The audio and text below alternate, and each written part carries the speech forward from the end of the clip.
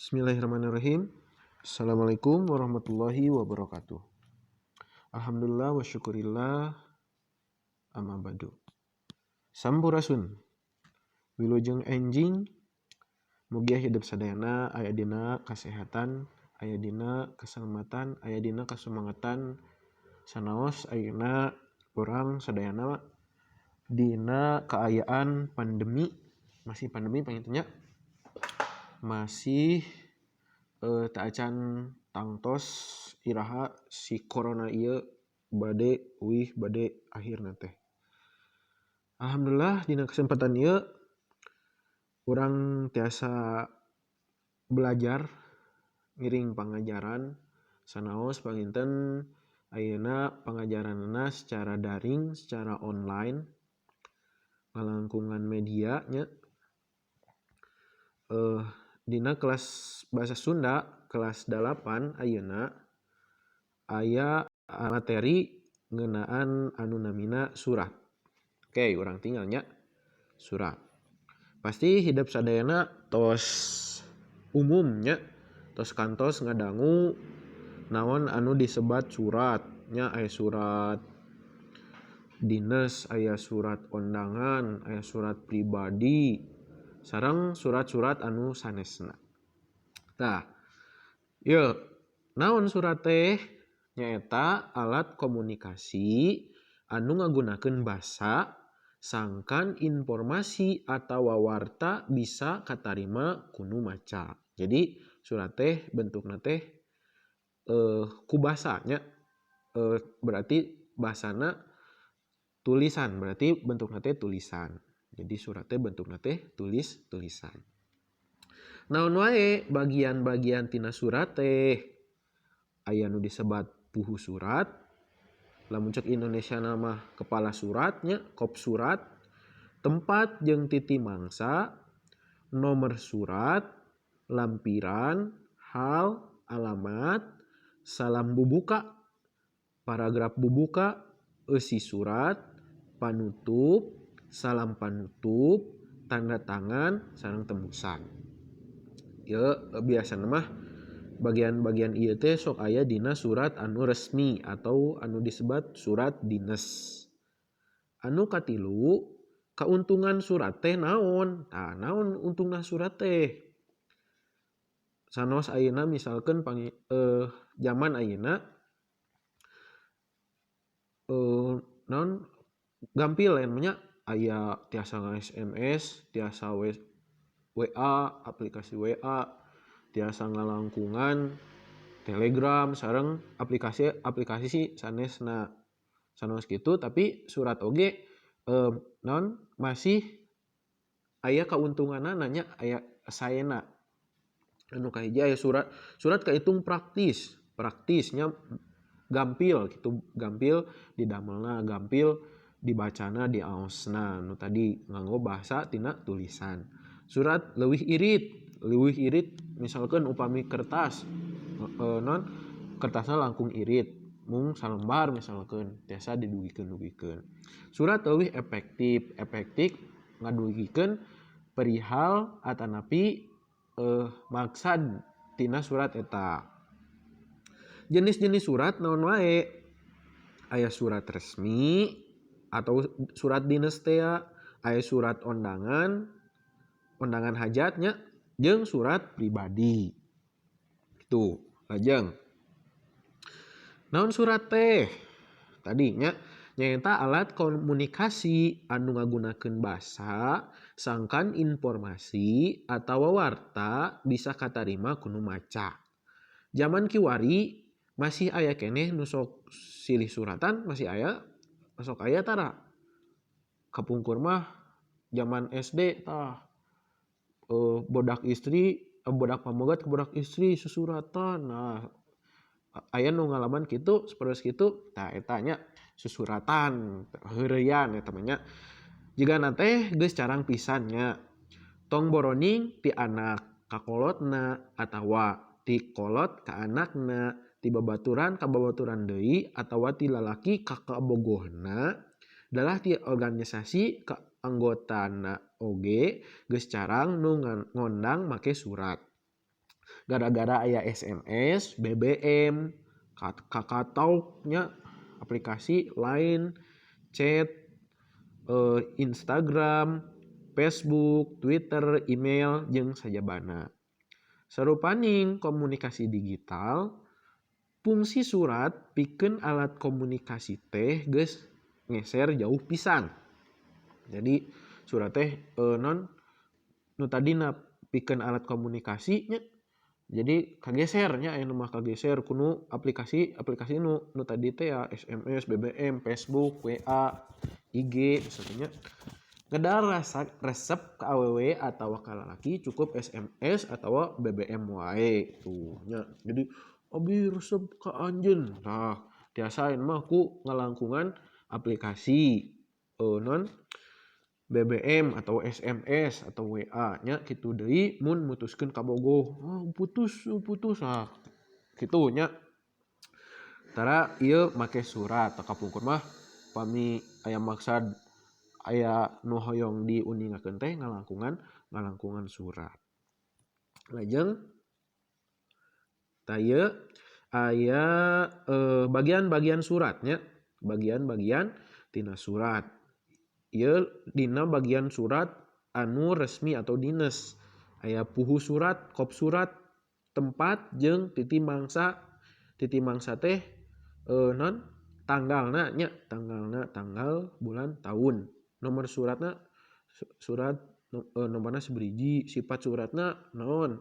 Penting misalnya lampiranna, hal perihal, alamatna, salam bubuka, eusi surat, salam panutup, nami jabatan anu non misalkan ngaayakeun hiji kagiatan, ngaayakeun hiji pamaksadan ta eta nya anu tanggung walerna, tanda tangan atau nip, teras tembusanna ka mana wae. Lajeng kauntungan surat naon wae? Nah, nya nu tadi surat kahitung praktis nya gampil, mudah. Surat leuwih irit tina pembiayaanana, irit tina cara ngadamelna misalnya efektif nya leuwih efektif. Nah, gitu. Jadi keuntungan surat teh 3, kahitung praktis, leuwih irit, sareng leuwih efektif. Lajeng aya nu disebat jenis-jenis surat nya. Jenis-jenis surat teh naon wae? Aya 3 nya nu kurang dibahas di dieu. Aya 3. Surat anu kahiji nu disebat surat resmi atau surat dinas. Kantos ngadangu surat resmi, surat dinas? Kantosnya pasti. Misalkan ku ibu bapak wali kelas hidup teh di diuningaan di Pasih Terang misalkan tanggal 5 Maret misalkan waktosna pelaksanaan ulangan blok atau PTS. Nah, ngalangkungan serat misalkan aya atanapi serat penagihan kanggo pembiayaan PTS misalnya penagihan keuangan seperti itu. Tah eta contoh surat resmi, surat dinas. Jadi surat dinas teh ditulis ku lembaga atau instansi pemerintah atau swasta eusina ngeunaan kadinesan jeung sagala formalitasna. Jadi dinas mah aya aturanana nya aya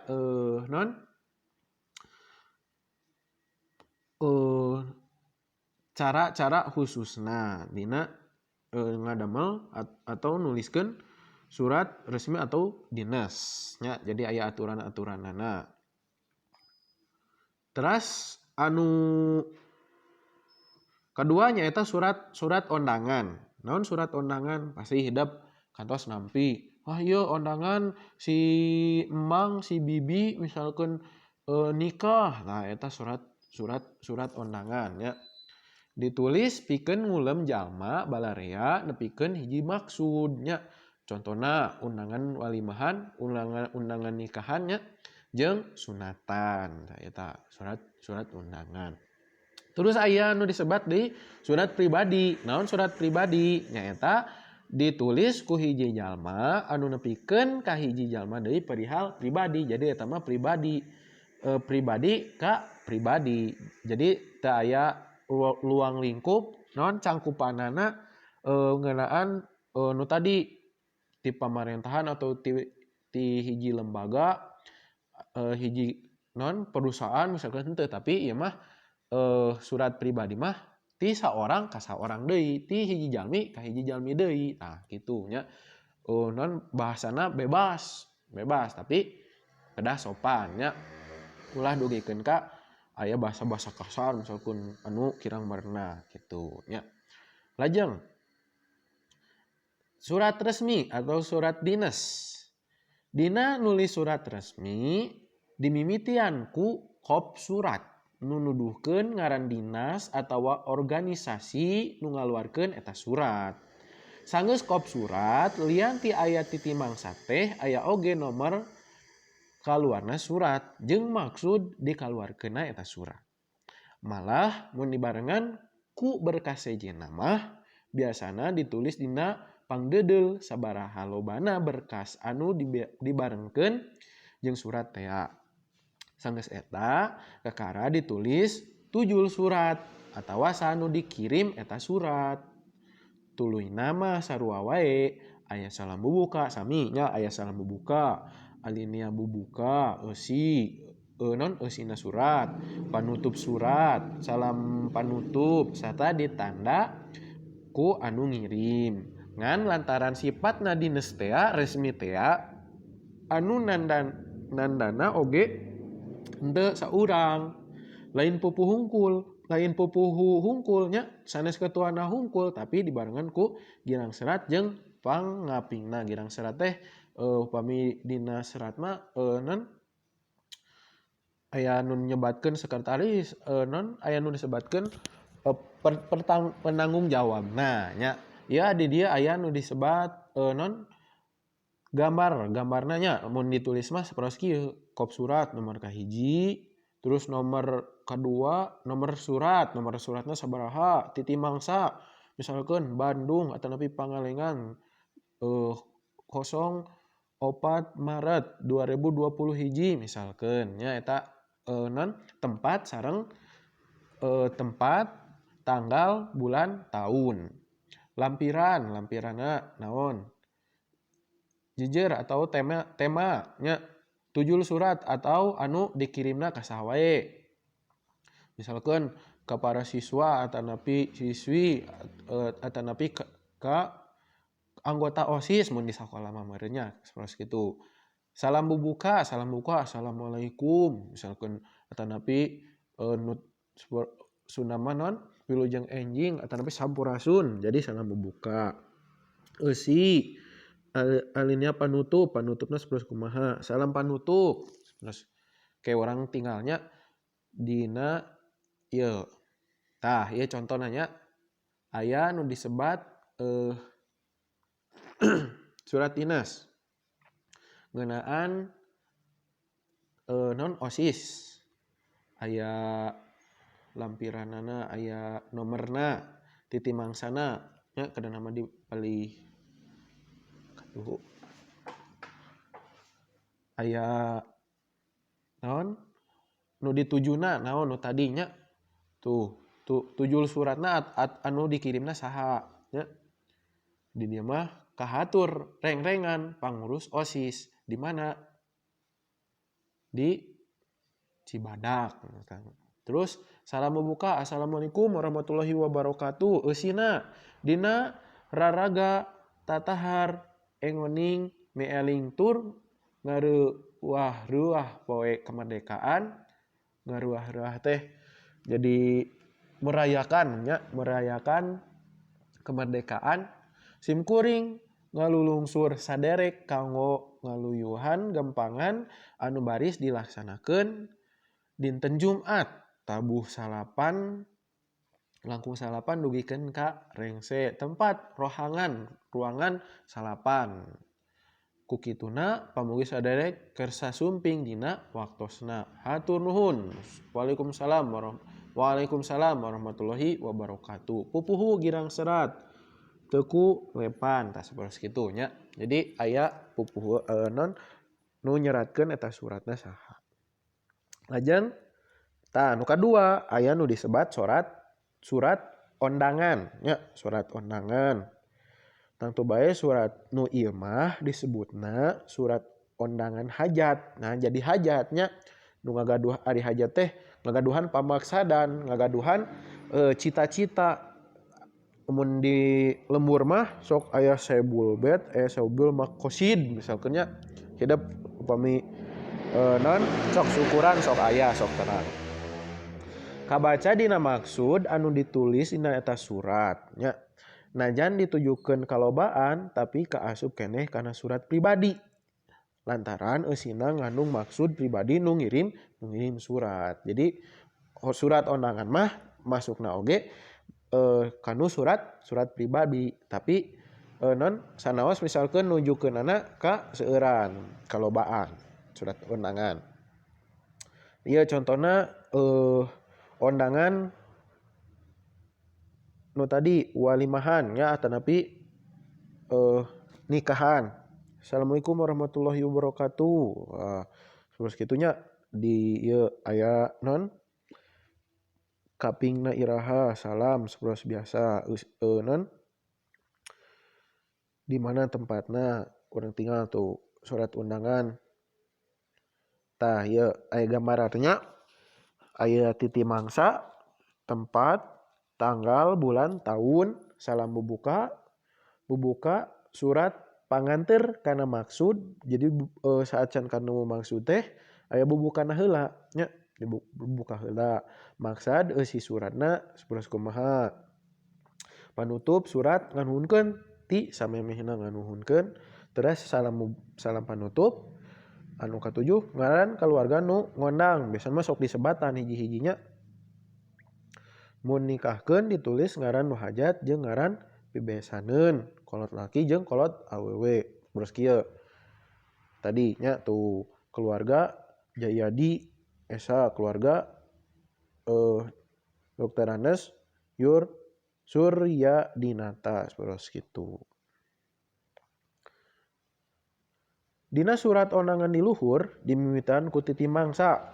Tuh Subang 1 September 2014. Tuluy salam bubuka. Maksud atawa eusi surat waktu jeung tempat anu kudu didatangan ku anu diondang. Panutup surat, salam panutup jeung identitas anu ngirim suratna. Lantaran ieu mah surat anu ditujukeun ka umum, basana oge ringkes tur padet. Jadi singkat padat jelas nya. Singkat padat jelas. Najan rada direka ku basa anu make mamanis sangkan geunah dibacana. Biasana sok ditambahan ku pamangku hajat jeung gupay panghiap. Turut mengundang, gupay panghiap teh turut mengundang nya. Kitu deui waktu akad jeung hiburan sok ditetelakeun ngan biasana dina lambaran sejena dinu lembar nu sanesna nya. Misalkan aya non hiburanna teh wayang golek misalkan atanapi kakawihan atanapi dangdut. Nah saperti kitu nya. Lajeng ieu nya digambarkeun mah saperti kieu tina surat undangan hajat. Terus nu katilu aya surat pribadi nya. Surat pribadi ya contohna Bogor 9 Februari 2000 Bogor 8 Februari 2018. Kahatur atau kanggo Mang Jojon. Nah ieu non surat pribadina ka Mang ngintunkeunna ka Mang nya di Pemda Cibinong Kota Bogor. Assalamualaikum Mang Jon. Nah, Mang Jon. Kumaha ayeuna kabarna sehat? Aduh sombong euy. Meni eueuh kabar pisan, mudah-mudahan wae sing sehatnya. Kieu Mang, urang teh arek ngabejaan lamun bisa engke minggu hareup arek ngajakan ulin ka Curug Bandung di daerah Jasinga Bogor. Bisa teu Mang? Lamun bisa mah engke meureun makatna isuk-isuk. Jadi lamun arek milu geura kabarannya Mang. Eta oge lamun teu gawe. Nyatos atuh sakitu wae nya Mang. Mun bisa dibales suratna hatur nuhun. Wassalamualaikum warahmatullahi wabarakatuh. hormat abdi Gustian. Nah, jadi surat pribadi. Sanaos misalkan pribadi tapi orang kedah ngagunakeun bahasa anu sae nya. Undak-unduk bahasana dianggo. Bagian surat pribadi. Dina prakan nulis surat kudu luyu jeung bagian surat pribadi. Nyata aya titi mangsa sami nya nyaeta tempat, tanggal, bulan jeung tahun di dieuna eta surat. Alamat atau tujuan surat nyata saanu jadi tujuan eta surat di kasa kamanakeun nu poros tadi di dieu Cibinong kahatur atau kanggo Mang Jojon di Pemda Cibinong terus gitu. Salam membuka sami nya salam membuka assalamualaikum warahmatullahi wabarakatuh. Tah eusi dina eusi suratnya nu ngawengku nu dibangun aya bubuka aya bubuka sami nya dina eusi teh aya bubuka Mang Jon kumaha damang tah naroskeun heula nya urang teh berarti basa-basi heula lah mun dina Indonesia mah basa-basi heula supras kumaha eusina teh naon nu tadi nu ieu ngajak ulin ka Curug Bandung eusina teh ngajak ulin ka Curug Bandung di daerah Jasinga Bogor. Panutupna sami nya tos atuh sakitu wae nya Mang mun bisa dibales hatur nuhun gitu. Jadi teu kedah panjang-panjangnya surat pribadi mah cekap pondok oge teh sawios tapi asal kahartos. Salam panutup nya Waalaikumsalam warahmatullahi wabarakatuh. Assalamualaikum warahmatullahi wabarakatuh. Terus tanda tangan nu ngirimna tah hormat abdi Gustian seperti kitu. Lajeng ieu gambaranana nya nu tadi titi mangsa, tujuan surat, salam membuka, alinea bubuka, eusi atau maksud surat, alinea panutup, salam panutup, tanda tangan, ngaran anu ngirim. Tah hidup kedah terangnya ieu kayak bilih dina ujian, dina ulangan blog, dina PTS nya. Bilih aya ya kedah terang nya. Sakitu panginten. Mugia naon anu ku Bapa didugikeun aya guna sareng manfaatna kanggo hidup, kanggo kamajengan hidup sadayana di bumi, diajar, ngapalkeun, kedah sumanget nya.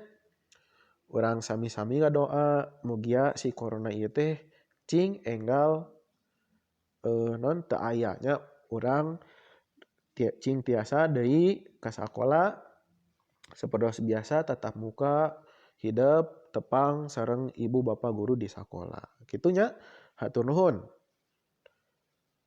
Mugia tugas-tugas anu teu acan dikempelkeun dina classroom. Ditutup wae ku doa Robbana atina fid dunya hasanah wa fil akhirati hasanah wa qina adzabannar. Assalamualaikum warahmatullahi wabarakatuh.